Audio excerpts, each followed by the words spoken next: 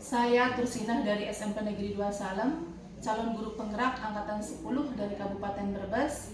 Pada hari ini saya bersama Bapak Duryat Enkom. Beliau adalah kepala sekolah di SMP Negeri 2 Salem ini, dan beliau juga adalah guru penggerak angkatan 1 dari Kabupaten Brebes. Assalamualaikum Bapak. Waalaikumsalam warahmatullahi wabarakatuh. Bagaimana kabar Bapak hari ini? Alhamdulillah baik, Bu. Alhamdulillah ya Pak. Jadi begini Pak, mohon maaf sebelumnya kalau saya mengganggu aktivitas Bapak hari ini. Iya. Jadi pada hari ini saya akan mengajukan beberapa pertanyaan kepada Bapak terkait dengan pengambilan keputusan berbasis nilai-nilai kebajikan sebagai pemimpin. Jadi begini Bapak, selama Bapak memimpin di sekolah ini, pastinya pernah mengalami kasus-kasus yang termasuk ke dalam dilema etika atau ke dalam bujukan moral. Nah, selama ini bagaimana Bapak dapat mengidentifikasi kasus-kasus yang merupakan dilema etika atau bujukan moral tersebut? Terima kasih Bu Tursina atas pertanyaannya. Untuk kedua kasus ini memang ada dua dilema etika sama bujukan moral ya. Dan ini memang bisa dibedakan Bu. Pertama adalah dilema etika itu sendiri adalah benar vs benar. Artinya bahwa situasi seseorang di mana orang tersebut bisa menentukan pilihan yang secara moral keduanya adalah benar tetapi bertentangan dalam pengambilan keputusan ya. Kemudian sedangkan bujukan moral itu sendiri adalah benar vs salah ya. Adalah situasi ketika seseorang harus menentukan keputusan antara benar atau salah seperti itu. Terima kasih Pak. Jadi dilema etika itu adalah benar vs benar ya Pak ya. Kalau bujukan moral benar vs salah ya Pak ya.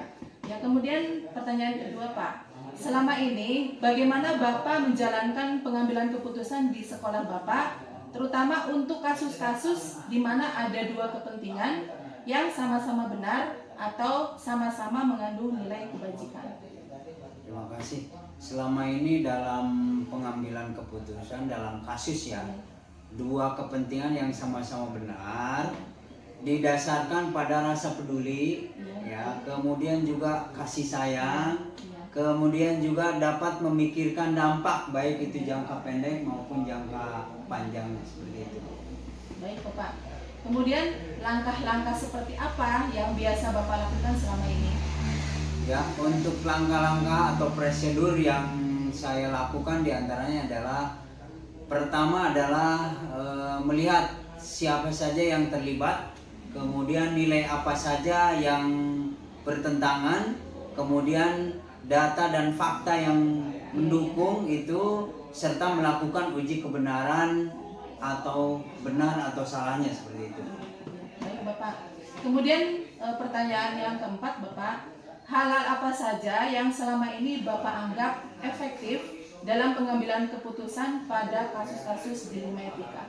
Oke, yaitu pertama adalah kita harus mengenali bahwa ada nilai-nilai yang saling bertentangan dalam situasi ini, yaitu kita harus bisa menentukan siapa yang terlibat dalam situasi ini seperti itu ya Bu. Kemudian mengumpulkan fakta-fakta ya yang relevan dengan situasi ini seperti itu.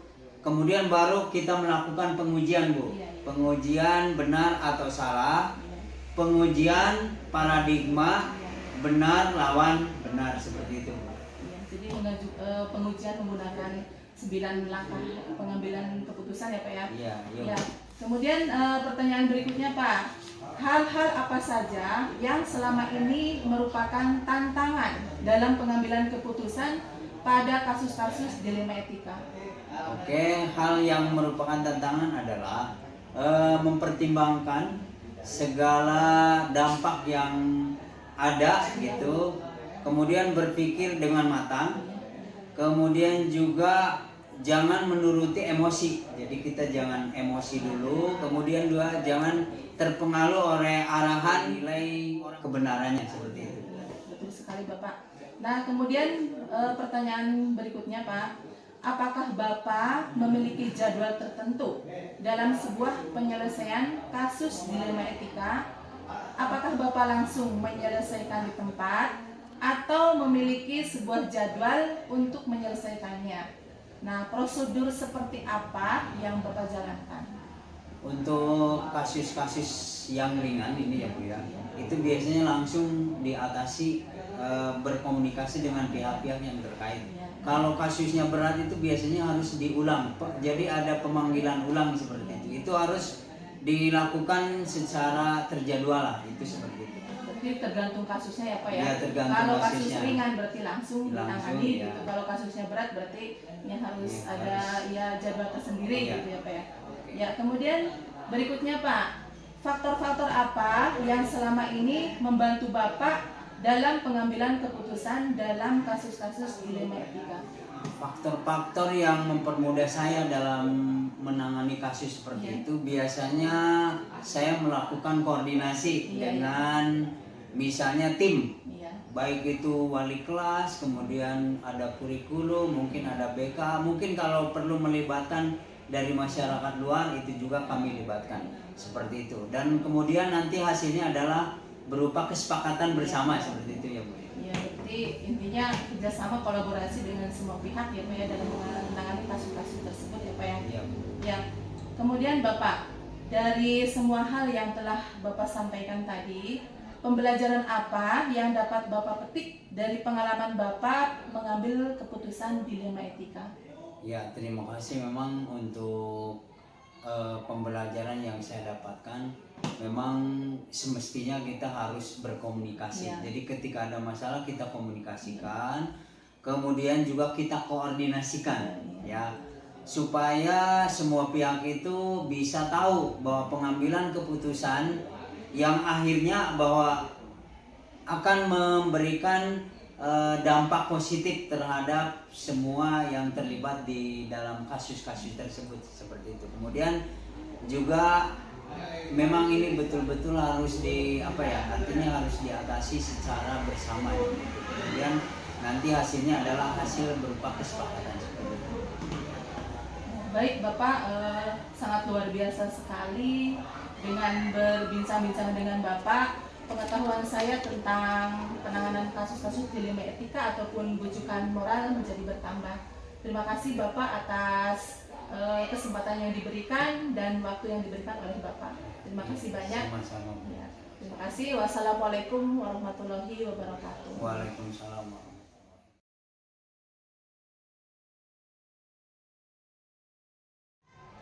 Assalamualaikum warahmatullahi wabarakatuh. Hari ini saya bersama Ibu Wiwin Winarti, SPD AUD. Beliau adalah Kepala Sekolah TK Handayani Manoja. Assalamualaikum Bu. Waalaikumsalam. Bagaimana kabar Ibu hari ini? Alhamdulillah. Alhamdulillah ya Bu ya. Jadi begini Bu, sebelumnya saya mohon maaf barangkali kedatangan saya ini mengganggu aktivitas Ibu di TK Handayani ini. Jadi maksud kedatangan saya ke sini adalah saya ingin menanyakan beberapa pertanyaan terkait dengan pengambilan keputusan berbasis nilai-nilai kebajikan sebagai pemimpin. Nah Ibu, selama Ibu memimpin TK Handayani ini, tentunya Ibu pernah menangani kasus-kasus mana saja yang termasuk ke dalam kasus dilema etika atau ke dalam kasus bujukan moral. Nah selama ini bagaimana Ibu dapat mengidentifikasi kasus-kasus yang merupakan dilema etika atau bujukan moral tersebut? Sejauh ini saya melakukan identifikasi secara khusus, namun saya akan mempelajari dan menyimpulkan terhadap kasus yang terjadi.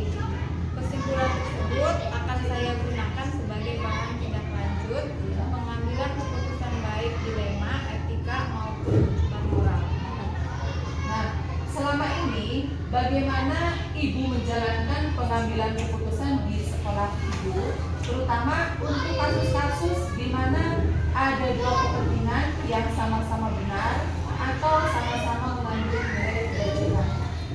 Jika diperlukan pengambilan keputusan, maka terlebih dahulu saya akan melakukan koordinasi atau musyawarah kepada pihak-pihak lain yang dibutuhkan.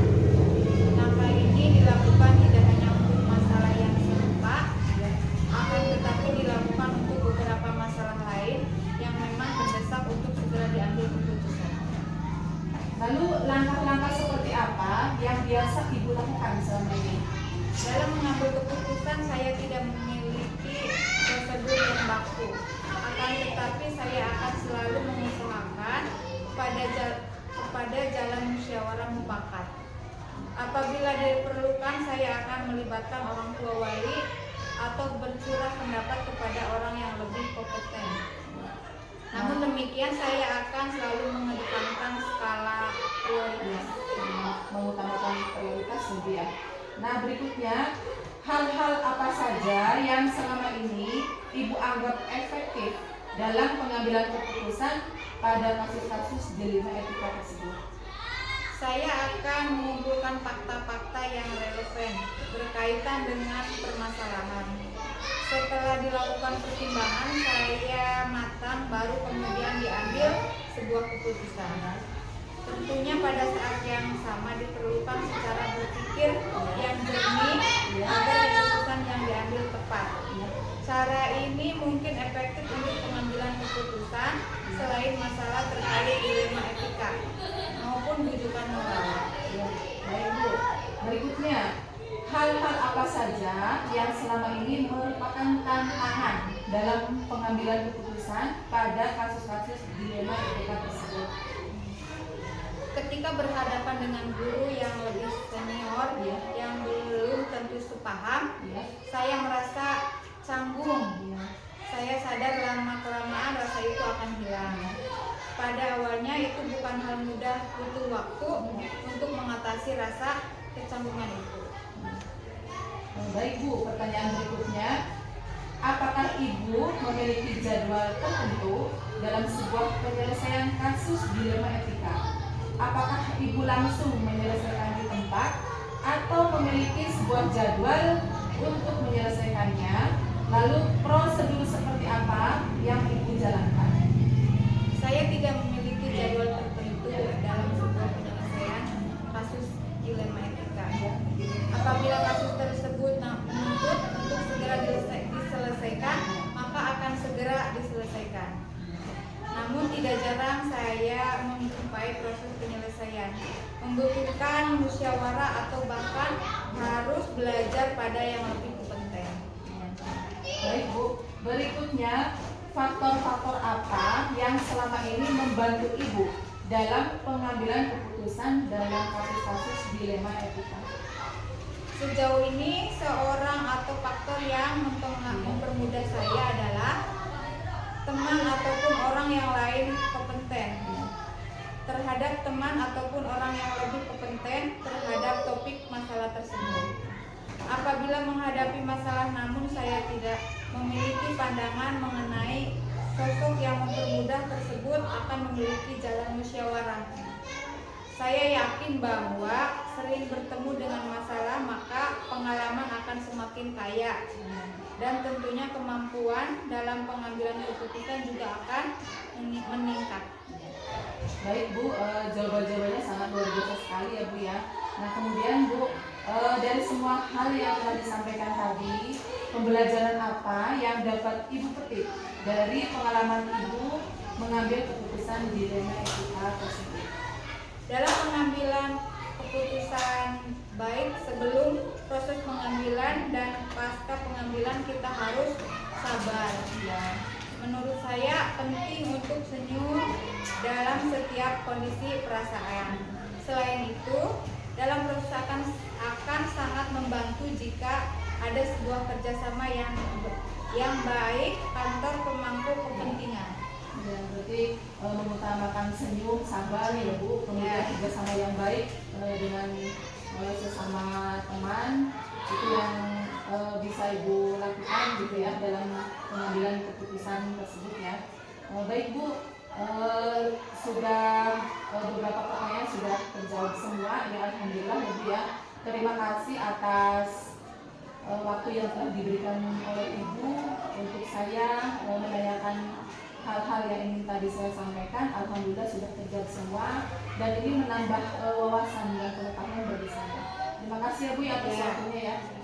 Terima kasih. Wassalamualaikum warahmatullahi wabarakatuh. Waalaikumsalam.